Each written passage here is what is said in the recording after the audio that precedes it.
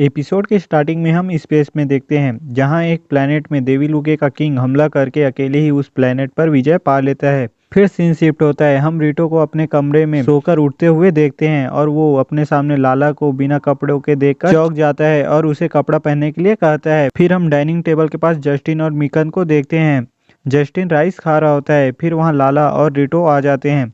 रीटो Justin से कहने लगता है, तुम फिर यहाँ क्या कर रहे हो? तो जस्टिन कहने लगता है, सन इन लॉ, अगर आपको लगता है कि मैं बस चावल के लिए यहाँ आता हूँ तो ये आपकी गलत फहमी है। तभी मिकन उसके मुंह पर लगा चावल देखकर उसे निकालकर खा लेती है तो जस्टिन लाल हो जाता है। तो रीटो कहता है, तो फिर तुम किस लिए यहाँ आए हो? फिर हम घर के बाहर का सीन देखते हैं जहाँ रीटो और जस्टिन बात करते हैं। रीटो कहता है, क्या बात है करके, तो जस्टिन बताने लगता है। फिर हमें फ्लैशबैक का सीन दिखाया जाता है जहाँ जस्टिन स्पेसशिप पर आराम से चाय पी रहा होता है। तभी उसे एक सोल्जर आके कहता है कि हॉटलाइन पर किंग है, वो आपसे जरूरी बात करना चाहते हैं। फिर हम किंग और जस्टिन को बात करते देखते हैं जहां किंग लाला और उसकी खबर लेता है तो वो सब ठीक है करके कहता है। किंग आगे कहता है, कामेरेंगू को समय से पहले ही हम जीत चुके हैं। मुझे याद आया, मैंने अपनी बेटी के मैजेस्टर को अभी तक नहीं देखा है तो मैंने सोचा उसे देखता चलूं। मुझे तुम पर यकीन है पर मैं खुद से देखना चाहता हूं कि वो लाला के लायक है या नहीं, और लाला को मत बताना। फिर हम प्रेजेंट में देखते हैं जहां जस्टिन ये बात रीटो को बता देता है। जस्टिन उसे कहता है, जैसा कि तुम्हें पता है लाला के पिता देवी लुके का किंग है और यूनिवर्स का सुप्रीम रूलर भी। आप नहीं जानते कि कब देवी लुके का किंग आपको देख रहा हो, इसलिए सतर्क रहना। फिर हम रीटो और लाला को स्कूल जाते हुए देखते हैं जहां रीटो जस्टिन की बात याद कर रहा होता है और जाते जाते किंग कैसा होगा करके अलग अलग इमेजिन करने लगता है और फिर सोचने लगता है कि जब मैं उन्हें देखूंगा तब मैं उन्हें अपनी ईमानदारी दिखाऊंगा और अपनी ट्रू फीलिंग दिखाने की कोशिश करूंगा। तभी वो ट्रू फीलिंग करके चौंक जाता है।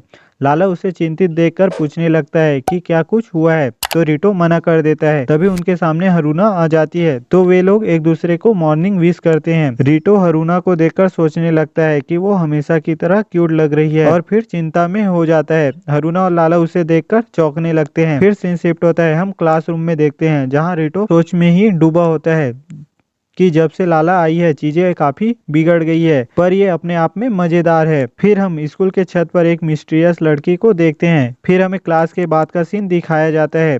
क्लासरूम में साकी अपने चमचों के साथ आती है और रीटो से कहती है, लाला को उसके कामों और जिम्मेदारी को याद दिलाने के लिए मैं आज तुम्हें उससे दूर कर दूंगी। तो रीटो उसे तुम्हें क्या दिक्कत है करके कहता है तो साकी अपने चमचों को इशारा करने लगती है हमले के लिए, पर कोटेगावा रीटो के सामने आ जाती है और कहती है, मैं तुम्हें स्कूल के रूल को तोड़ने नहीं दूंगी। पर साकी की चमची कोटेगावा को ही रस्सी से बांध देती है। साकी हंसकर कहने लगती है कि तुम जितना इसे खोलने की कोशिश करोगी ये उतना ही टाइट होते जाएगा। रीटो रस्सी को खोलने की कोशिश करता है पर वो टाइट होने लगता है। साकी कहती है, जैसा हमें यूकी रीटो से उम्मीद थी, तुम किसी को बचाने के लिए अपने आप को बकरा बना लेते हो। तुम्हारे इस काकरोच जैसे एटीट्यूड की वजह से मैं तुम्हें आज छोड़ती हूँ। और ये कहते हुए वहाँ से चली जाती है। कोटेगावा रीटो को खोलने के लिए कहती है पर रीटो के खोलने से वो और टाइट होने लगता है।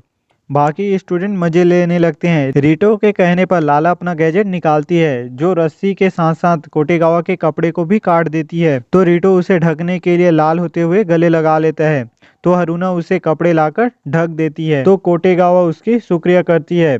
रीटो राहत की सांस लेता है। ये सब वो मिस्टीरियस लड़की बाहर से देख रही होती है। फिर सीन शिफ्ट होता है, हम रीटो को नीचे जाते हुए देखते हैं। तभी डार्कनेस उस पर हमला करने लगती है तो वो सीढ़ी से नीचे गिरते हुए रेन के ऊपर गिर जाता है। फिर रीटो उससे तेजी से पीछे हटते हुए माफी मांगने लगता है, कहता है, मेरा ऐसा कोई इरादा नहीं था। तो रेन कहती है, अगर ये तुम हो तो तुम कुछ भी कर सकते हो। तो रीटो उससे कहते हैं, मैं भीख मांगता हूँ, ये सब बंद करो। और डार्कनेस से कहता है, तुम यहाँ क्या कर रही हो? तो डार्कनेस कहती है, तुम मेरा टारगेट हो, अगर मुझे तुम्हें मारना है तो स्कूल सबसे बढ़िया जगह है। रीटो ऊपर देखकर लाल होने लगता है तो रेन डार्कनेस से कहती है, तुम्हारा पेंटी दिख रहा है। तो डार्कनेस शर्म से लाल होते हुए, मुझे ठरकियों से नफरत है कहती है और अपने बालों का मुक्का बनाकर रीटो को मारकर वहां से चली जाती है। फिर हम अगली सीन में रिटो और हरुना को कूड़ा को हाथ में ले जाते हुए देखते हैं, जहाँ रिटो और हरुना काफी बात करते हैं। फिर रिटो हिम्मत करके अपनी दिल की बात बताने की कोशिश करता है। तभी रिटो के नाम पर एक अनाउंसमेंट होता है कि मिकाडो सेंसे ने तुम्हें स्कूल की छत पर तुरंत बुलाया है। फिर रिटो छत पर आ जाता है और मिकाडो सेंसे से पूछता है क्या बात है करके। तो वो कहती है एक बंदी ने मुझे रिक्वेस्ट की थी। तभी वो मिस्टीरियस लड़की वहां आ जाती है। रिटो पूछने लगता है कि वो कौन है। मिकाडो सेंसे तुम ही पूछ लेना और गुड लक कहते हुए वहां से चली जाती है। वो लड़की उसके पास आकर उसे सीधे गले लगा लेती है तो रिटो लाल होने लगता है। वो कहती है तुम लड़कियों के बीच काफी पॉपुलर हो और उसे उसके कारनामे की फोटो दिखाने लगता है। तो रिटो कहने लगता है ऐसा नहीं है तब, और उसे किस करने आगे बढ़ती है। पर तभी वो लड़की बेहोश हो जाती है और एक लड़का कहता है तुम फेल हो गए। रिटो उसे उठाने की कोशिश करता रहता है तो वो लड़का फिर से कहता है क्या ये समय किसी और की चिंता करने का है यूकी रिटो। तो रिटो उसे बच्चा समझकर कहता है तुम यहाँ क्या कर रहे हो। तो वो अपना पूंछ दिखाता है तो रिटो उसे देखकर कहता है क्या तुम लाला का छोटा भाई हो। तो वो गुस्से से कहता है मैं तेरा भर्ता बना दूंगा और आगे कहता है मैं देवीलुके का किंग गेट लुसियन देवीलुके हूँ। तो रिटो वो लाला का पापा है कहते हुए उसके सर पर हाथ फेरने लगता है तो वो गुस्सा करता है जिससे रिटो पीछे हो जाता है। वो किंग रिटो से कहता है मैं तुमसे नाराज हूँ। तो रिटो कहने लगता है कि वो सब गलत फहमी है। तो वो किंग आगे कहने लगता है तुम एक बेकार आदमी हो, लाला को तुमसे कैसे प्यार हो गया। और आगे पूछता है कि तुम लाला के लिए क्या कर सकते हो। तो रिटो सोचने लगता है और थोड़ी देर बाद किंग फिर से गुस्सा हो जाता है और पूछता है क्या तुम सच में लाला से प्यार करते हो। तो रिटो फिर से सोचने लगता है और सोच में डूबा ही होता है जिससे किंग और गुस्सा हो जाता है और अब मर करके उसे पकड़ लेता है। कहता है तुम लाला को सूट नहीं करते, मैं तुम्हें पृथ्वी के साथ तबाह कर दूंगा। तो रिटो अपने दोस्तों को इमेजिन करने लगता है और रोकने के लिए उसके हाथ को पकड़ लेता है। एक पल के लिए किंग भी चौंकता है। रिटो कहता है मैं तुम्हें ऐसा नहीं करने दूंगा। पर किंग उस पर हमला करने वाला होता है कि तभी वहां लाला आ जाती है और रुकने कहती है। लाला को देखकर किंग रिटो को छोड़ देता है। रिटो की हालत खराब हो जाती है। लाला रिटो के पास आकर अपने पापा को रिटो को मारने से मना करती है। तो रिटो सच में ये तुम्हारा पापा है कहता है। वो किंग कहने लगता है ये तुम्हारे लायक नहीं है। लाला कहती है आप इसका फैसला नहीं कर सकते, रिटो मेरे लिए खास इंसान है, कोई फर्क नहीं पड़ता कि कोई क्या सोचता है। रिटो सबसे दयालु और अपनी हमेशा बेस्ट देने की कोशिश करता है और रोते हुए कहती है मैं रिटो से प्यार करती हूँ। तो किंग शांत हो जाता है और कहने लगता है कोई रास्ता नहीं है। आगे रिटो से कहता है मैं तुम्हें वक्त देता हूँ, जब हम दोबारा मिले तब तुम लाला के लिए यूनिवर्स का नंबर 1 बंदे होने चाहिए। अगर ये नहीं कर पाए तो कोई फर्क नहीं पड़ेगा कि लाला क्या कहेगी, मैं तुम्हारे साथ पृथ्वी को भी तबाह कर दूंगा।